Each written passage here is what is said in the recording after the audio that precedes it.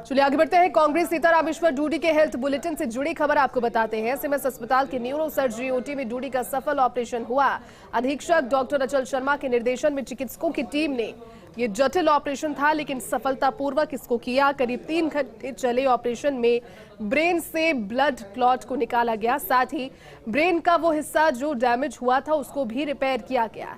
Operation के बाद रामेश्वर डूडी को आईसीयू में शिफ्ट कर दिया गया है, लेकिन चिकित्सक जो कह रहे हैं उसके अनुसार उनकी स्थिति अभी भी क्रूशियल है, क्योंकि न्यूरो का ये मामला है और अगले 24 घंटे में हेल्थ को लेकर स्थिति कुछ हद तक साफ हो पाएगी, लेकिन अगले 1 से 2 दिन, 2 से 3 दिन, क्योंकि न्यूरो के मैटर में लगभग 24 से 72 घंटे क्रूशियल होते हैं और ब्रेन उस ट्रीटमेंट को किस तरह से रिस्पॉन्ड करता है उसकी भी जानकारी इतने समय में ही सामने आ पाती है। लगभग कम से कम 1 दिन लगता है। सुबह में मुख्यमंत्री अशोक गहलोत पहुंच गए थे और लगातार अभी भी फोन के जरिए वो हेल्थ अपडेट ले रहे हैं।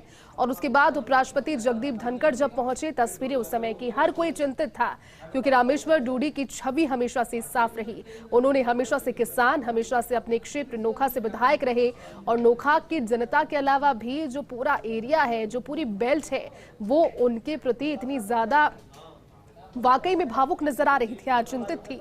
पहुंच गए थे लोग, अस्पताल के बाहर जुट गए थे और हजारों की तादाद में लोग वहां पर पहुंचने की कोशिश कर रहे थे। सैकड़ों लोग वहां पर ऑलरेडी उपस्थित थे और वो यही कोशिश कर रहे थे कि एक बार उन्हें जानकारी मिले।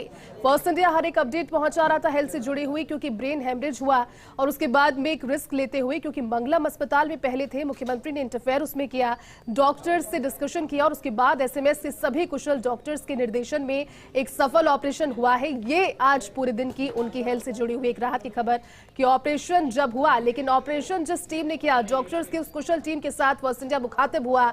हमारे सहयोगी विकास ने उनसे बातचीत की। आप सुनिए क्या कुछ कहा इस ऑपरेशन को लेकर उन्होंने। रामेश्वर डूडी का ऑपरेशन सफल ऑपरेशन हो चुका है। पूरी टीम हमारे साथ मौजूद है जिन्होंने ऑपरेशन किया है। अचल शर्मा जी, उनसे बात करने का प्रयास करते हैं। सर, क्या ऑपरेशन रहा, कितने घंटे ऑपरेशन चल रहा है और क्या स्थिति है इस वक्त? देखिए, जैसा हमारे को आप पता है कि रामेश्वर डूडी जी का सुबह अचानक सिर में दर्द हुआ और वो बेहोश हुए, जिसमें उनको एक प्राइवेट अस्पताल में ले जाया गया। उसके पश्चात हमने यहाँ पे शिफ्ट किया था उनको। उनके ब्रेन में नस फटने से एक बहुत बड़ा क्लॉट इकट्ठा हो गया था। तबीयत और कंडीशन बहुत ज़्यादा सीरियस बनी हुई थी। इसके लिए सबसे सर्वप्रथम तो ये ज़रूरी था कि इसको बिना समय गंवाए हम जल्दी से जल्दी इस क्लॉट को निकालें और ब्लीडिंग को कंट्रोल करें। तो उसमें जो ब्लीडिंग जितने भी पॉइंट थे उसको कंट्रोल किया गया और क्लॉट को हटाया गया।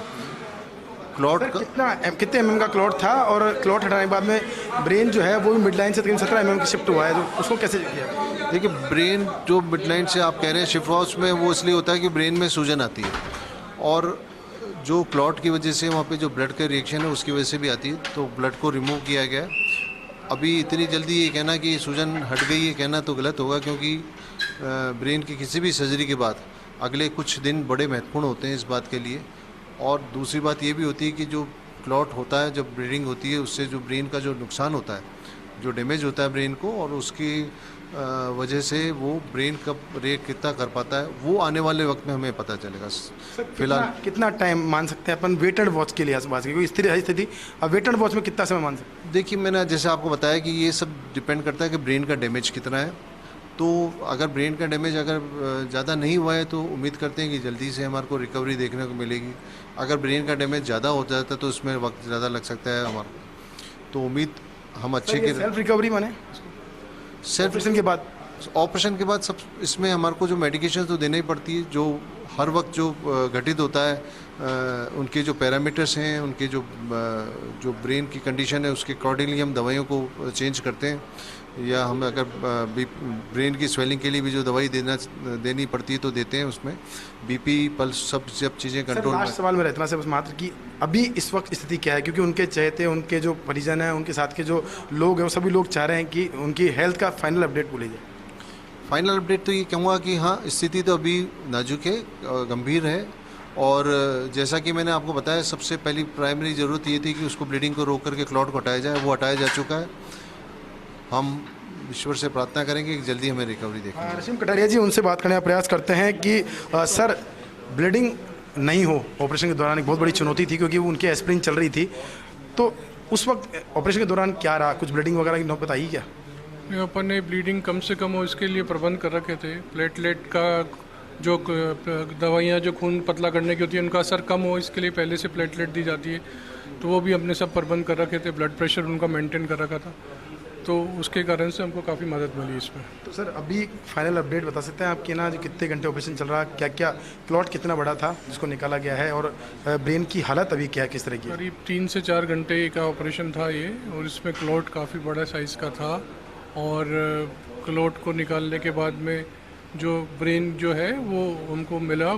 ब्रेन के अंदर कोई चोट नहीं थी, क्लॉट जो था वो ब्रेन के बाहर ही था सारा, लेकिन क्लॉट बड़े। एडिमा बना रहता है, तो उसको कितने एडिमा है, क्या उसको निकाला, कब तक सामान्य हो पाएगी स्थिति एडिमा की? देखिए क्या होता है कि ब्रेन में इस तरह की इंजरी होने के बाद में काफ़ी सारे फैक्टर्स होते हैं जो डिसाइड करते हैं कि पेशेंट किस तरह से उनका रिस्पॉन्ड करेंगे। उसमें एक एज होती है, उनके और भी क्रॉनिक इलनेसेस हैं, तो उसके कारण से भी थोड़ी समस्या आने की संभावना है।